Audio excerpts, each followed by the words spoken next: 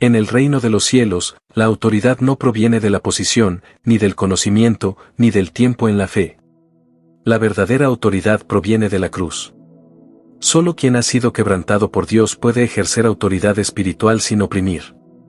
Quien no ha muerto primero, inevitablemente usará su alma para controlar, impresionar o influenciar.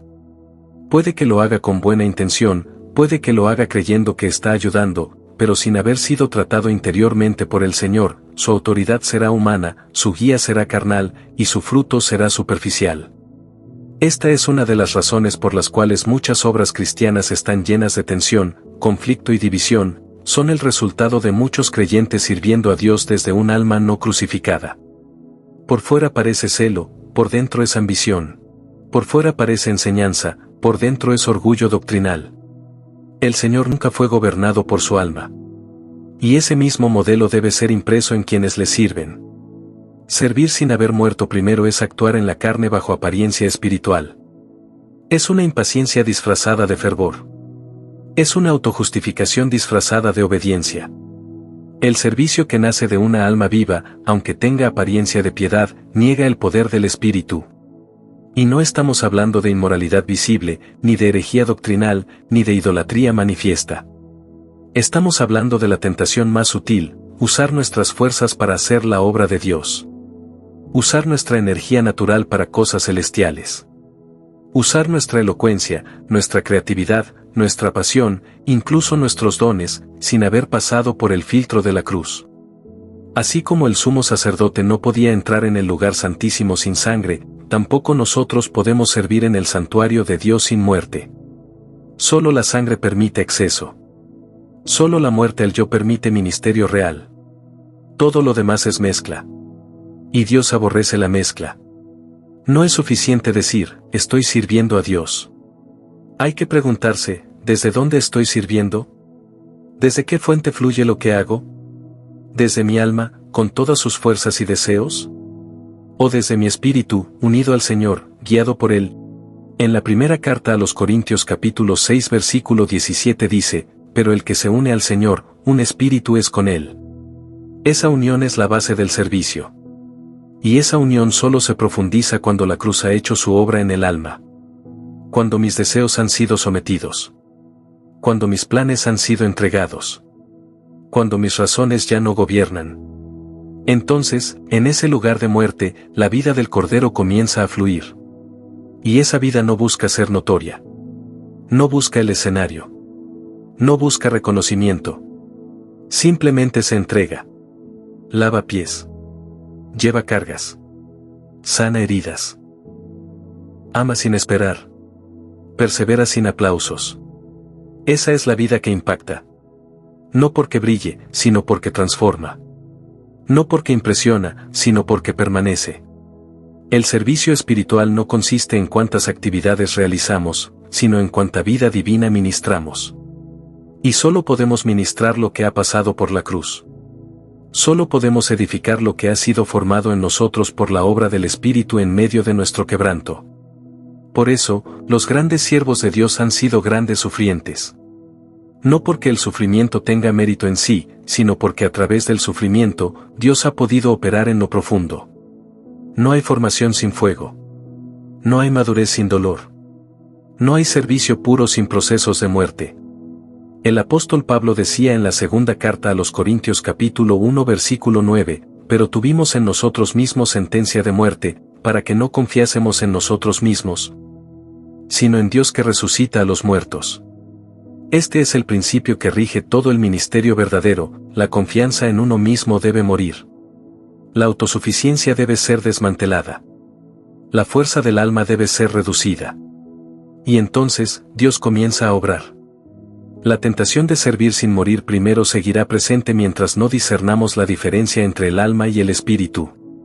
Muchos creyentes confunden inspiración emocional con guía espiritual.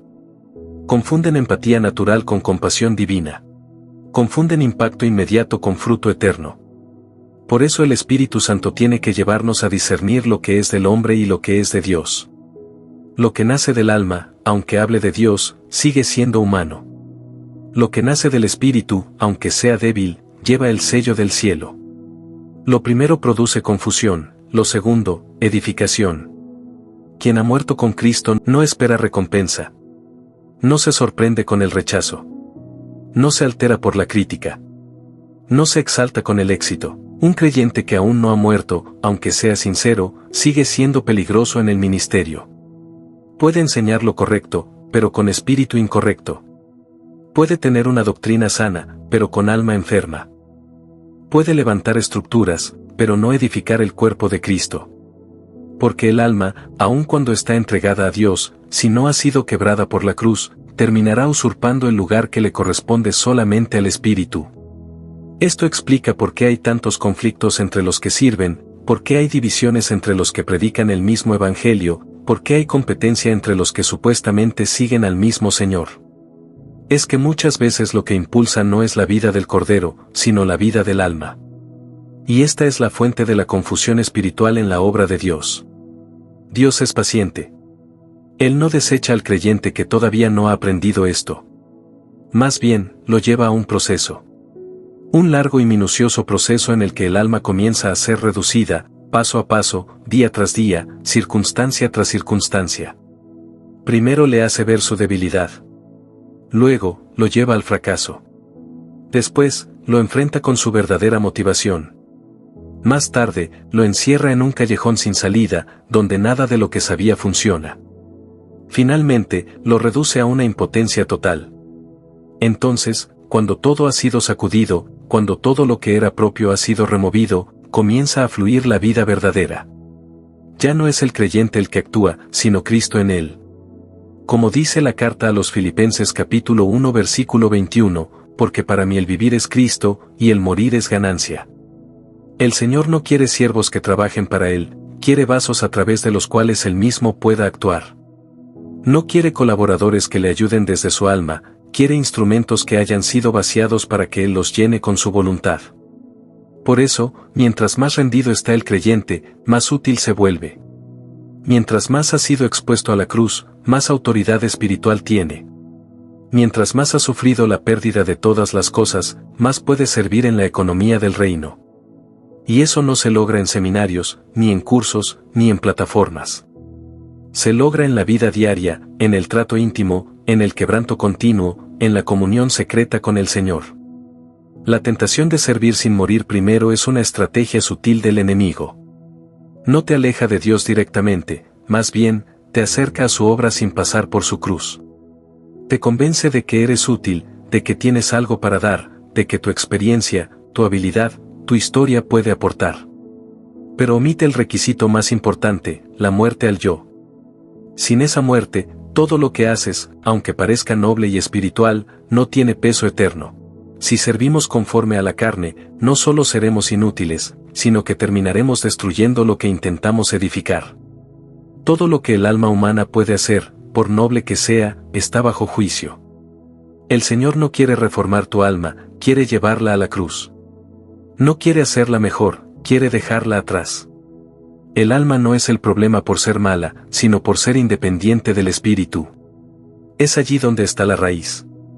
El alma puede ser amable, generosa, capaz, incluso compasiva, pero no puede generar vida.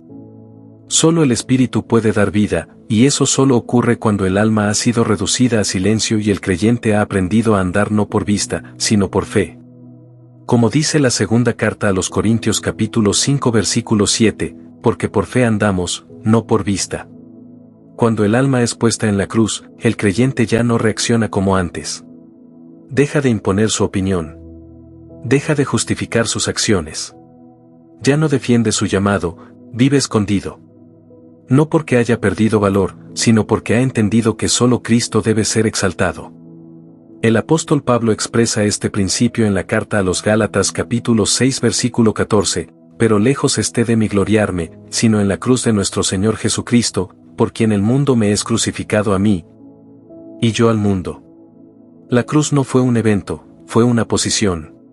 Un estilo de vida. Y así debe ser también en nosotros. Cuando esta obra de la cruz ha avanzado lo suficiente, el siervo deja de mirar al ministerio como una meta. Ya no mide su utilidad por la cantidad de frutos, ni por las puertas que se abren, ni por el reconocimiento que recibe. Sabe que lo único que cuenta es si Cristo está siendo formado en él. Sabe que su servicio no tiene valor en sí mismo, sino en la medida en que refleja la vida del Hijo de Dios. Por eso, los más útiles en la obra de Dios son muchas veces los más desconocidos. Porque no buscan ser útiles. Buscan ser fieles.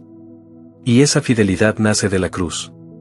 No es una fidelidad de rendimiento, sino de comunión. No es una fidelidad de resultados, sino de obediencia. Cuando un creyente comienza a morir con Cristo, no solo cambia lo que hace, sino cómo lo hace. Ya no sirve para demostrar su entrega, sino porque ha sido gobernado por una vida que ya no es suya. El siervo que ha muerto primero no necesita convencer a nadie de su llamado, ni necesita ser defendido, ni espera que lo comprendan. Su confianza no está en su ministerio, ni en su preparación, ni en su influencia. Está en Cristo, y solamente en Él. Como escribe el apóstol en la carta a los Filipenses capítulo 3 versículo 8, y ciertamente, aún estimo todas las cosas como pérdida por la excelencia del conocimiento de Cristo Jesús, mi Señor. Por amor del cual lo he perdido todo, y lo tengo por basura, para ganar a Cristo. Este tipo de siervo no se deja mover por lo visible. Vive por lo eterno. No toma decisiones por puertas abiertas ni por oportunidades favorables, sino por la guía del Espíritu. Y esa guía solo es confiable cuando el yo ha sido crucificado. Por eso el Señor Jesús, aunque era el Hijo de Dios, no hizo nada sin ver al Padre hacerlo. Porque no buscaba su propia gloria. Y como lo expresa en el Evangelio según Juan capítulo 7 versículo 18, el que habla por su propia cuenta, su propia gloria busca, pero el que busca la gloria del que le envió, este es verdadero, y no hay en él injusticia.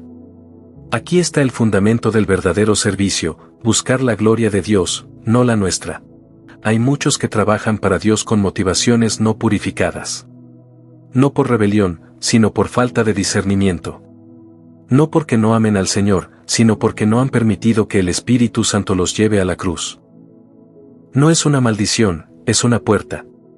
No es el fin de la vida, es el fin del yo para que la vida verdadera comience a fluir. Es por eso que todo creyente genuino, si desea ser útil al Señor, debe pasar por un trato de muerte. Debe abrazar el camino estrecho, el silencio de Dios, las noches oscuras. Todo eso no viene para destruirlo, sino para posicionarlo en el único lugar desde donde puede servir verdaderamente, el sepulcro del yo. Una gran parte del pueblo de Dios quiere servir, pero no quiere morir. Quiere llevar fruto, pero no quiere ser podado. Quiere tener autoridad, pero no quiere ser corregido. Quiere hablar en nombre de Dios, pero no quiere ser probado por él. Y mientras esa alma no sea reducida, todo lo que haga estará mezclado. El oro del santuario no podía estar mezclado con bronce. El aceite de la unción no podía ser copiado. El incienso no podía ser ofrecido por cualquiera. Por eso la cruz es ineludible. Nadie puede servir verdaderamente a Dios sin primero haber pasado por la cruz. Y esa cruz no es un símbolo, ni una doctrina. No es simplemente aceptar que Cristo murió por mí. Es aceptar que yo morí con Él. No es decir, Jesús pagó por mis pecados.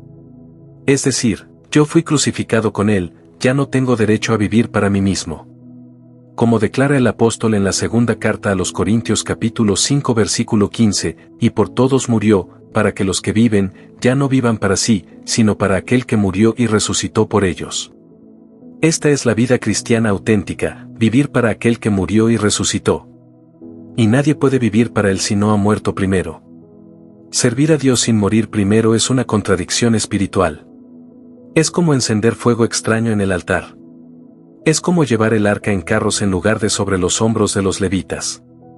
Es como acercarse sin la vestidura adecuada a las bodas del Cordero. Dios es santo. Y su obra solo puede ser llevada a cabo por quienes han sido santificados. No solo perdonados, sino purificados.